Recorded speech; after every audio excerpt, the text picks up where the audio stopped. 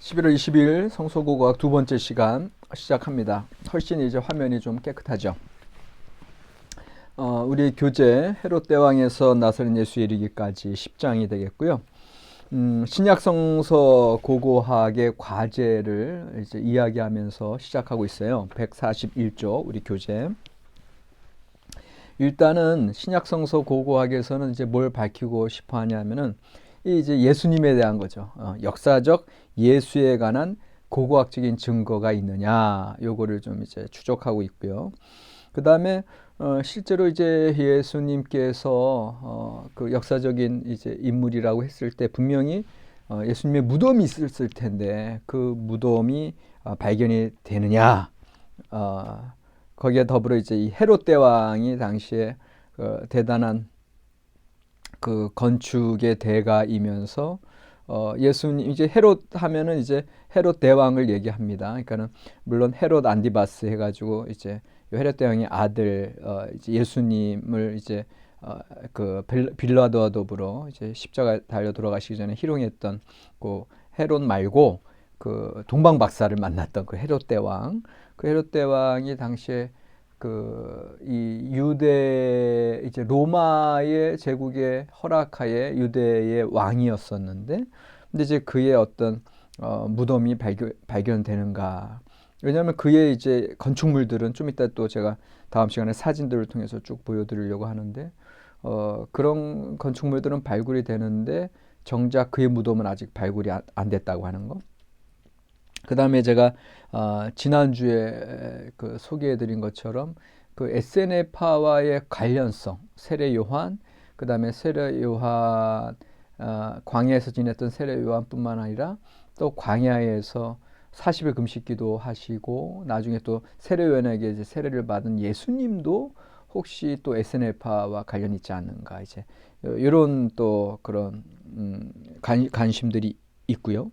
그 다음에 이제 당시 그 가이사라, 이제 지금 이제 요빠항, 이제 요빠 쪽에 가면은 이제 가이사라 옛날 그 고고학적인 그 유적지를 우리가 발견 이제 가게 되는데, 그 가이사라는 상당히 그 로마 제국 하에서도 그 이 헤롯 대왕 시절에 상당히 번화하던 그런 한 12년에 걸쳐서 그 항구를 건축하고 또 로마의 모든 그런 원형 경기장이랄지 극장이랄지 로마의 문물들이 그대로 옮겨져 와 있다고 얘기할 정도로 그렇게 번화했던 곳이거든요. 그런 가이샤라. 그 다음에 이제 가버나움 같은 경우는 예수님께서 나사렛 예수 출신으로 갈릴리 지역에서 이제 제자들 만나고 또 그 주변을 예수님의 이제 선교 사역 지로 이제 물론 예루살렘 이제 갈릴리에서 예루살렘 이제 왔다 갔다 하시면서 이제 하나님의 복음을 증거하셨지만, 이제 갈릴리 지역에 계셨을 때는 그 가버나움, 그러니까 이제 그 베드로의 이제 장모 열병을 고치는 이제 고기도, 그러니까 베드로의 집이 있었던 곳이 그 가버나움 지역이거든요. 그러니까 이제 그 가버나움 지역을 이제 또 고고학자들이 많은 관심을 가지고 또 발굴하게 되고요. 그 다음에 이제 그 세포리스라고 하는 거, 이제 지포리, 이제 헬라어로는 세포리스인데 오늘날 이제 지포리, 거기도 이제 제가 좀 이따가 이제 사진을 보여드릴 텐데, 그런 세포리스 같은 곳은 상당히 예수님의 고향인 나사렛과 가까운 곳이거든요. 그래서 그 세포리스 지역에서 당시 예수님 당시에는 그 주변에서 나사렛은 촌동네고 세포리스는 많이 번화하고 문명이 발달한 곳이었거든요. 그러니까는 예수님의 아버지 요셉의 직업이 뭡니까? 이게 목수란 말이에요. 근데 그 목수는 어떻게 보면 당시에 테크니션이고 기술자고, 그 다음에 당시에는 최 그 첨단을 달리는 과학자라고도 할 수 있을 그런 장인 아니에요. 그렇기 때문에 나사렛에서는 별로 일감이 없었을 것이고, 그런 좀 더 발전한 곳인 세포리스 같은 데서 많이 출장을 다녔을 수 있다. 이제 그런 우리가 추론이 충분히 가능하잖아요. 그러면은 그 10대의 예수님도 그 아버지 요셉을 따라서 이 세프리스 쪽으로도 많이 그런 번화한 도시를 방문했을 것이라고 하는 게 충분히 가능한 이야기이고, 그래서 이제 오늘날 세프리스에서 그 고고학적인 어떤 발굴하는 데 있어서도 뭐 거기에서 뭐 예수님의 뭐 10대 흔적을 발견한다 이제 그런 것보다는 예수님 시대 당시에 그 당시 유대인들의 삶의 방식, 요것을 이제 좀 더 학자들이, 고고학자들이 많은 관심을 기울이고 이제 살피고 있다는 거죠. 어, 그래서 이런 가이샤라, 가버나움, 세프리스 내지 이제 나사렛 같은 동네의 도시의 삶이 어떠했는가? 이게 이제 다 신약 성서 고고학의 과제라는 거죠. 그 다음에 예수와 제자들의 삶은 어떠했을까? 그러니까는 너희 이제 모든 것을 버려두고 나를 따르라. 당시에 어부들의 그 이제 일거리를 다 내어 던져버리고 예수님을 쫓은 제자들. 그 다음에 예수님 당신 자신도 어떤 그런 먹거리를 위해서 어떠한 일을 했다고 하는 것들이 나타나지 않는 상황에서 당시 실제로 예수님과 제자들은 어떠한 모습으로 그렇게 이제 유랑 전도자죠. 유랑 전도자로서 어떠한 모습으로 또 어떠한 곳에서 기거하며 또 어떻게 먹을 것을 충당하며 그렇게 살아갔을까? 이런 거에 대한 이제 그런 관심들이 이제 실제적으로 이제 물질적인 증거를 찾는 이 고고학에서는 많은 학자들이 관심을 가질 수밖에 없는 거죠. 근데 한 가지 이제 제가 성지순례 이제 갔을 때 어떤 기억이 한번 있냐면은 이제 그 올리브 마운틴 쪽에 그 이제 기념교회들이 많거든. 예수님 승천교회도 있고 눈물교회도 있고. 근데 거기에 이제 주기도문 교회가 있잖아요. 근데 주기도문 교회 이제 가신 분들은 아시겠지만 이제 벽면에 세계 여러 나라 말로 우리나라 말도 포함해서 쫙 주기도문 써 있는데 이제 그런 벽 쪽 또 이쪽 회랑 쪽 쫙 써 있는데 그 뜰로 나오다 보면은 그 중간에 계단 반지하로 이제 계단 내려가면은 실제 당시에 그 유대인들이 머물렀을 것으로 추정되는 이제 동굴 같은 게 있어요. 이제 반지하 이제 그렇게 계단 내려오면은.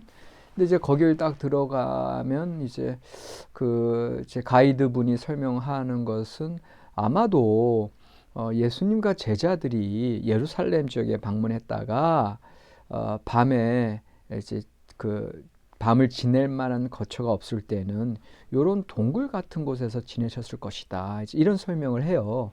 근데 이제 그런 설명을 들으면서 그도 그렇듯이 당시에는 뭐 집들이 있는 것도 아니고 또 예수님과 제자들이 특별하게 이제 예루살렘 쪽에 아는 사람이 있다고 하는 그런 기록들도 별로 없고, 그러면 분명히 이런 동굴과 같은 지역에서 수많은 날을 지내셨겠구나. 이제 이런 생각을 이제 하게 되는 거죠. 그러면서 이제 거기서 이제 가끔씩 우리 순례단은 찬양을 해요. 이제 그런 다른 뭐 관광객들 있든 말든 이제 그 이제 동굴 속에서 이제 찬양을 하는데, 그때 그 찬양하면서 2000년 전에 예수님께서 정말 높고 높은 하늘 보좌를 버리시고 이 인간들, 벌레만도 못한 이 인간들을 구원하시기 위해서 이 땅에 오셔가지고는 이렇게 차가운 바닥에서 하룻밤을 지내셨겠구나. 이제 그런 걸 생각하면 이제 그 하나님의 사랑과 예수 그리스도의 그 구원의 그 힘든 그런 여정, 그런 예수님도 인간의 모습으로 오셔서 그런 인생길을 그렇게 33년에 하나님만 바라보고 그 길을 가셨는데, 그 예수님에 대한 그 감동이 새롭게 이제 밀려오는 거거든요.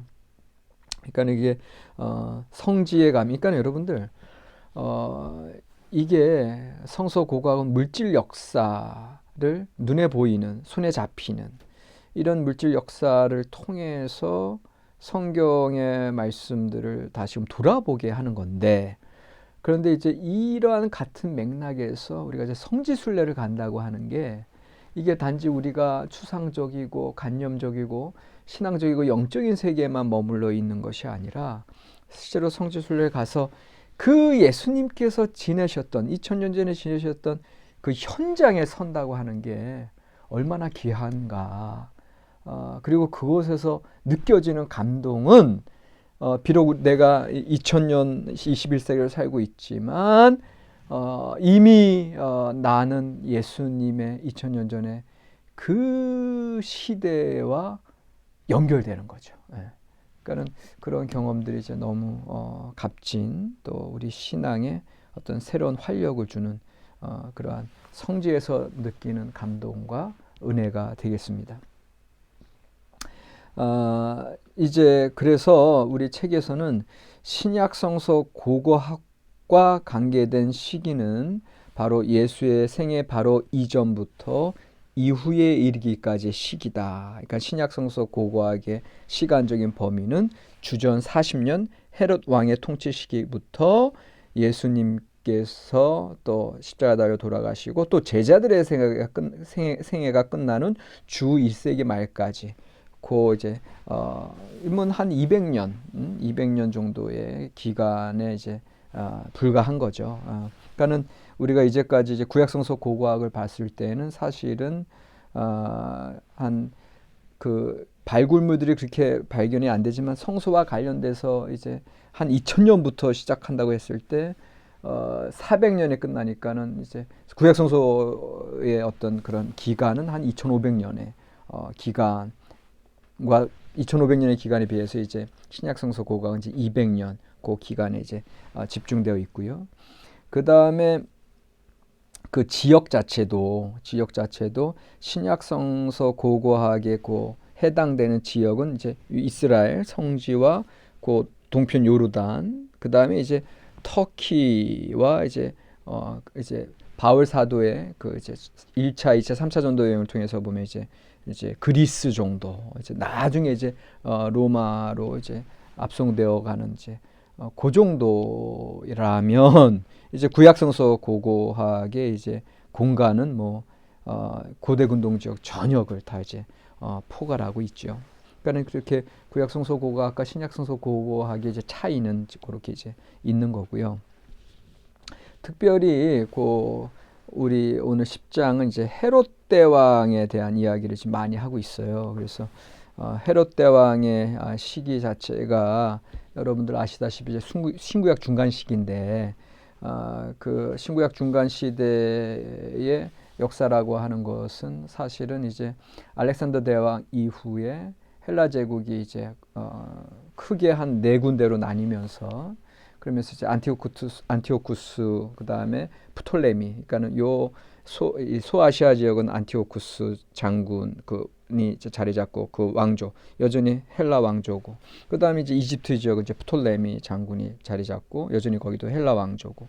그런데 이제 그 사이에 낀 게 이게 팔레스틴 이스라엘 지역이거든요.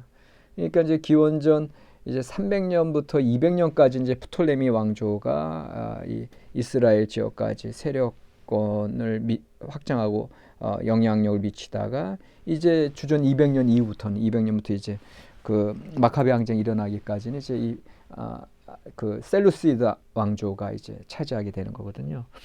그래가지고는 그 여러분들 아시는 그 마카비 투쟁, 그 하시딤들의 이제 이 헬라의 이제 안티오코스 4세, 안티오코스 에피파네스의 그 이제 그 이방 그 이제 로마 이제 그 헬라 문화 그 숭배가 강하게 이방 문화가 이제 들어옴으로 그 신실한 그 유대인들이 이제 돼지고기도 먹어라, 할례도 하지 말아라, 안식일 지키지 말아라, 이런 것들에 대해서 이제 그 항변을 하면서 철저하게 하나님의 말씀 오경에 순종하는 하시딘들 중심으로 그 마카비 투쟁이 이제 한 167년경부터 164년에 이제 걸쳐서 일어나잖아요.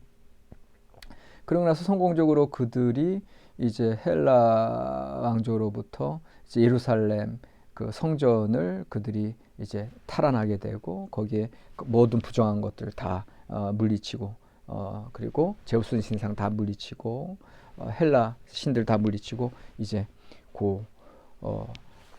하누카 그 성전을 새롭게 하나님 앞에 데디케이션하는 그런 예식을 이제 갖게 되잖아요. 그리고 나서는 하스몬 왕조가 열리는 겁니다. 그러니까는 그 유대인 혈통의 대제사장이 곧 이제 왕위까지 이제 허락받고 그 순수한 그 신정 정치 체제, 그러니까는 종교와 그 정치가 이제 하나가 되는 그런 정치 체제가 열리는데, 근데 이제 그 하스몬 왕조의 이제 역사를 보면 이게 자기네들끼리 그 권력 다툼, 그다음에 처음 하시드임의 그 거룩한 하나님 말씀 경건 운동으로 시작했다가 점점 이들이 이제 나중에 이제 세상적인 정치 세력과 결탁하고 또 자기네들 그 성전세 받아가지고 자기네들 배 불리고 그런 타락의 일들이 이제 나타나게 되는 거예요. 그래서 그런 어떤 타락의 현장 속에서 그런 그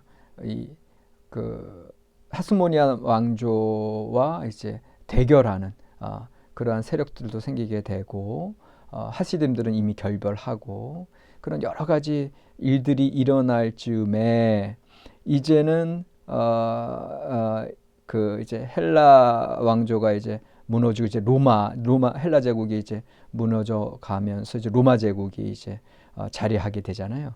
그래서 그 로마 제국의 이제 폼페이 장군이 이제 한 63년경에 이제 그 이스라엘 지역에 들어올 때에는, 그때는 이제 그 하스몬 왕조의 이제 아리스토블루스 2세라고 하는 그 대제사장 겸 왕이, 그러니까 이제 유대인 그 왕이 이제 다스리고 있었어요. 그런데 그들은 이미 정치적인 독립보다는 이제 로마와 어떻게 하면 화친한 관계를 지내면서 자기네들 그 정권만 유지할 수 있을지 그것만 거기에 혈안이 돼 있었고, 그래서 이제 아리스토블루스 2세가 사실은 자기 형 힐카누스 2세의 자리를 빼앗은 거거든요. 그래서 참 너무 웃긴 게 그 아리스토블루스 2세와 힐카누스 형제지간에 그 폼페이 장군 앞에서 그 로마 제국의 앞에서 우리에게 나에게 내가 이 왕권에 타당한 합당한 왕임을 주장하면서 그런 볼상사나운 그러한 또 치욕적인 일들이 이제 일어나게 되는 거죠. 그러니까 그런 와중에 사실 이제 실제적인 정치 권력을 얻는 게 헤롯 대왕의 아버지 안티파터가 되겠습니다. 그래서 우리 책에는 이두메의 안티파터의 얘기가 나오면서 로마 제국의 정부 아래서 권력을 실제로 요 이두메 지역, 이두메라고 하면은 이제 에돔 지역이죠. 에돔 지역에 이제 안티파터가 로마에 이제 그렇게 붙어가지고 그의 아들 첫째가 파사엘, 그다음에 둘째가 헤롯 대왕, 나중에 헤롯 대왕, 그 파사엘 헤롯과 더불어 이제 유대 지역의 행정관 내지는 총독으로 이제 다스리게 되는 그런 권력을 쥐게 되죠. 그런데 그게 이제 주전 49년인데 9년 후에 주전 40년에 그 아리스토블루스 이전에 그 하스모니아 왕조의 왕이었던 아리스토블루스의 아들 안티고누스가 이제 로마 제국과 제국에 계속 괴롭히던 이제 바데 제국이 있어요. 그 바데 제국의 원조를 받아서 로마 제국에 대항하는 반란을 일으키고 예루살렘으로 들어오죠. 그래서 그때 이미 이제 아버지 안티파트르는 이제 죽은 상태고, 이제 파사엘 그 형이 죽고 헤롯은 로마로 이제 도망가죠.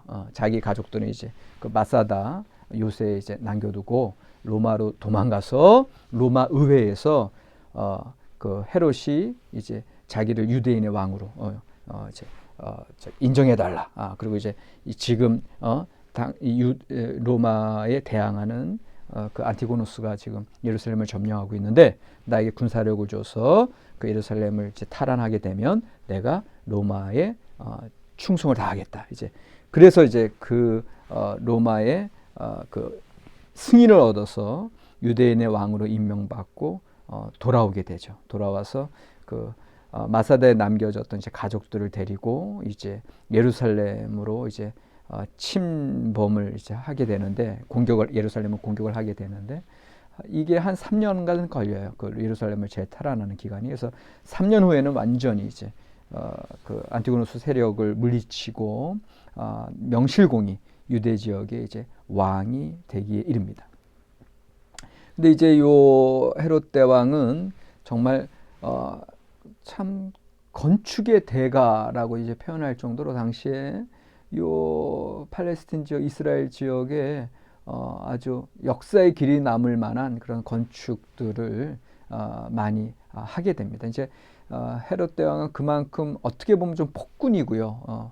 그만큼 이제 예를 들면 이집트의 피라미드 그 대단한 건축물이 그 불가사의 아닙니까? 근데 그거를 이제 그렇게 그 고대 시대에 지었다고 하는 건 얼마나 그 파라오의 권력이 대단하며 그 밑에 많은 이들이 얼마나 희생을 감수했나 이걸 우리가 알 수 있는 것처럼 헤롯 대왕 자체도 사실은 그 자기의 권력에 대한 그 욕심과 또 불안, 언제든지 자기 권력이 빼앗길 것 같다는 하여튼 그런 약간 정신 이상 증세가 있는 사람이었어요. 그래서 자기와 자기 아내 사이에 난 아들들도 다 죽이고 자기의 권력을 탐할까봐 뺏어갈까봐 그런 자였는데 그렇게 이제 그렇게 폭력적이면서 그러나 또 이런 문화적이고 이제 이런 건축에 있어서는 그만큼 이제 또 자기의 세력을 권력을 이제 총동원해서 이제 그런 건축물들도 많이 이제 짓게 되는데 특별히 이제 첫 번째는 그 마사다를 요새화합니다.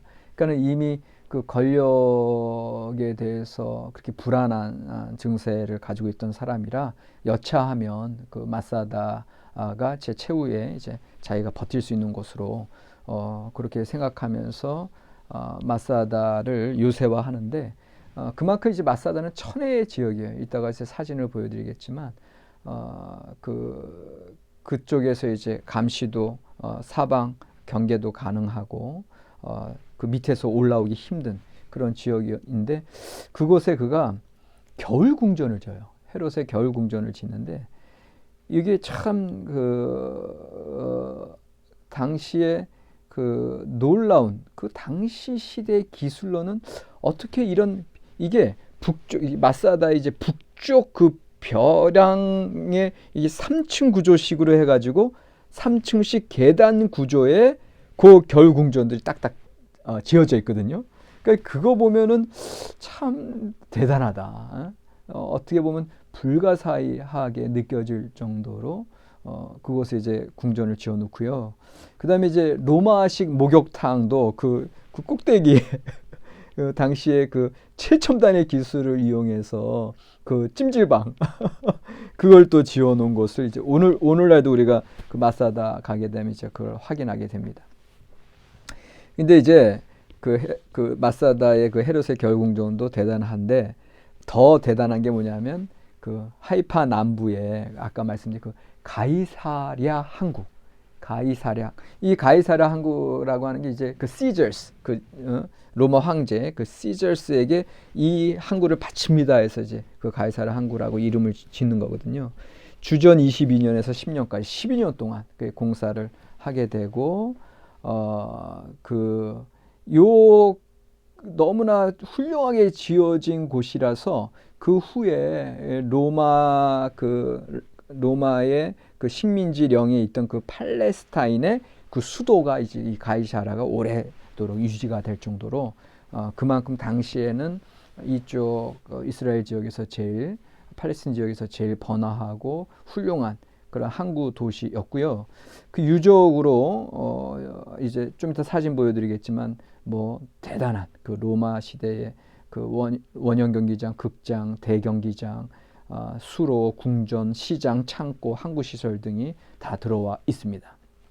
그 다음에 고고학적으로 이제 중요한 그 발굴물이 나타나니 그게 뭐냐? 바로 총독 본디오 빌라도의 이름이 써져 있는 비문이 바로 그 가이사랴 극장에서 발견이 됩니다.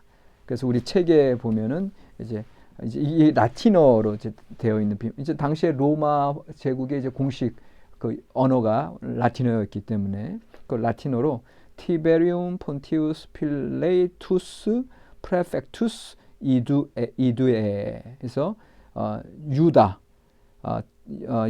유다 총독 본디오 빌라도가 티베리우스가 당시 황제에게 뭔가 이제 뭘 기념해서 바치는 그런 비문의 일부가 발굴이 되어 있습니다. 좀 이따 사진으로 보여드릴게요. 자, 이 마스아다의 헤롯 궁전도 대단하고 결궁전, 그 다음에 요 가이사라 항구도 너무너무 큰 그런 항구 도시인데 제일 위대한 헤롯 시대 건축물은 뭐겠습니까? 네, 헤롯 성전. 네. 그러니까는 제1성전이 예루살렘의 솔로몬 성전이잖아요. 그것이 이제 바벨론에 의해서 586년에 회파되고 제2성전이 520년부터 515년 수르바벨의 이제 그 리더십 하에 이제 제2성전이 올라갔고요. 그리고 나서는 이제 그 성전이 이제 폼페이 장군이 이제 주전 63년에 침범했을 때 그것이 또 다 무너져 내렸는데 아주 철저하게 무너져 내립니다. 그래서 예수님께서 이제 그렇게 이제 그렇게 철저히 무너져 내린 상태에서 이제 헤롯 성전이 지어지는 거죠. 헤롯 성전이 이제 지어지는데 그 헤롯 성전이 그 성전산 템플 마운트에서 우리가 여러분들 그 황금돔이 있는 그 예루살렘 성전을 오늘날 이제 성지순례 사진을 보면 자주 보이잖아요. 거기가 이제 그 지역 중심으로 이제 성전산이 있는데 그 성전산에 헤롯 성전이 이제 건축이 되고 있고 우리 책에서는 그 헤롯 성전을 제2성전으로 이제 부르는데 사실은 이제 뭐 역사학적으로는 그렇게 부를 수는 있겠으나 우리 구약 성서학의 적인 의미에서는 사실은 어떻게 보면 제3성전입니다. 제2성전이 이제 그 수르바벨 성전이고 그 다음에 이제 제3성전이라고 얘기할 수 있는데 근데 이제 우리 역사적으로는 여기 이제 이 책에서는 그 성전이 이제 개축되는 기간 내내 계속 그 재물의 봉헌이 이루어졌기 때문에 이거는 그냥 여전히 제2성전의 그 계승을 이어받은 제2성전으로 부를 수 있다 이제 이렇게 얘기하는데 제가 보기에는 이제 그게 구약학적으로는 이제 맞는 얘기는 아니고요.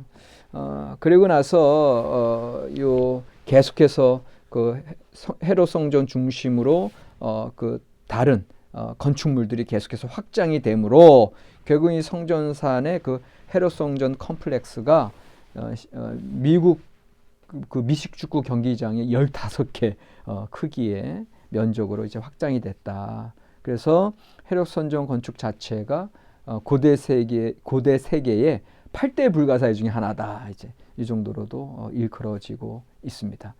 그것이 예수님께서 예언하신 것처럼 돌 하나도 돌 위에 남지 않고 철저히 무너져 내리리라. 이 말씀이 실제로 주후 70년, 예수님 후 70년에 로마의 티투스, 아까는 폼페이 장군이고 폼페이 장군은 주전 63년이고 주후 70년에 로마의 티투스 장군에 의해서 철저히 파괴되는 그런 운명에 처하게 됩니다.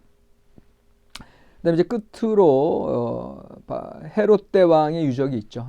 헤롯 대왕의 유적, 그러니까 헤로디움이라고 하는 유적이 하나 있는데 이 헤로디움 유적이 유명한 것은 그 헤롯 대왕의 무덤이 이곳에서 이제 발굴됐다라고 이제 이제 고고학자가 이제 주장하고 있는데 사실 이게 확실하게 지금 증명은 이제 안 돼 있다. 이제 넷제르 히브르 대학교의 예후드 넷제르가 이제 그 헤로디움을 중심으로 발굴하면서 거기서도 또 성전들이 이제 그 궁전들이 발굴되거든요. 그러니까는 참 헤롯 대왕은 대단한 사람 같아요. 예, 거기도 궁전이 2개나 돼. 아래쪽 헤로디움 아래쪽에도 궁전이 하나 있고 그 다음에 감시탑이 있는 위쪽에도 궁전이 있고 그런데 이제 그 무덤이 발굴된 건 그 중간에 이제 인조산 꼭대기에 이제 궁전도 하나 있었는데 그 중간 지역에 이제 무덤 지역이 있었는데 그런데 실제로는 그 너무나 많이 파괴가 되어 있어서 거기에 이제 비문이나 뭐 헤롯 대왕의 이름이 써 있거나 이제 그런 거는 기록이 안 돼 있어요. 단지 요세푸스의 기록에 의하면 헤롯 대왕이 이 헤로디움에 묻혔다. 이제 그런 기록이 있기 때문에 거기에 의거해서 예후드 네체르가 이제 그 고고학자가 이제 찾아서 무덤 지역이 어쨌든 발견됐기 때문에 무덤 지역 발견, 그 다음에 요세푸스의 기록에 있고, 그러니까 이곳이 헤롯 대왕의 무덤이다라고 이제 그가 발표를 했으나 대부분의 고고학자들은 이제 구체적인 헤롯 때 이게 다른 사람의 무덤일 수도 있고 실제로 헤롯이라는 이름이 나타나야 되는데 그런 이름은 없고 그래서 인정은 이제 안 되고 있다. 이제 거기까지 이제 얘기하고 있습니다. 자, 두 번째 시간은 여기까지 하고 세 번째 시간 이제 나사렛 예수 부분과 또 이제 또 해당되는 또 사진들을 좀 보여드리려고 합니다.